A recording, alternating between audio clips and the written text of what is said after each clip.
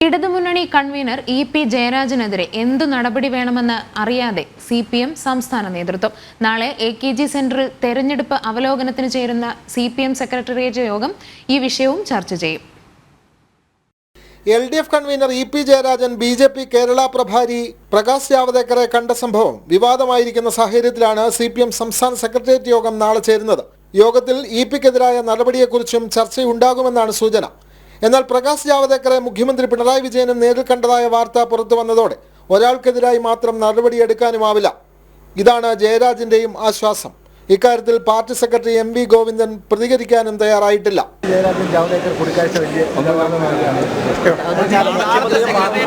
കേന്ദ്ര നേതൃത്വത്തിനും സംസ്ഥാന നേതൃത്വത്തിനും കടുത്ത അതൃപ്തിയുണ്ടെങ്കിലും ജയരാജനെതിരെ കടുത്ത നടപടി വേണ്ട എന്ന നിലപാടായിരിക്കും മുഖ്യമന്ത്രി സ്വീകരിക്കുക. അങ്ങനെയെങ്കിൽ തനിക്കെതിരായ നീക്കവും ചെറുക്കാമെന്നാണ് പിണറായിയുടെ വിലയിരുത്തൽ.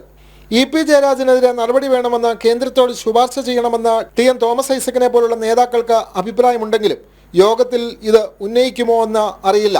തോമസ് ഐസക്കിന് ഇടതുമുന്നണി കൺവീനർ സ്ഥാനവും മോഹമുണ്ട്. BJP നേതാവുമായി EP. നടത്തിയ കൂടിക്കാഴ്ച പാർട്ടിയിൽ നിന്നും മറച്ചുവെച്ചത് ഗൗരവതരമെന്നാണ് മറ്റൊരു വിലയിരുത്തൽ. അതേസമയം ഇ.പി. ജയരാജന്റെ കൂടിക്കാഴ്ച പിണറായിയുടെ അറിവോടെയെന്ന വിമർശനം ആവർത്തിക്കുകയാണ് UDF. ജനം, തിരുവനന്തപുരം.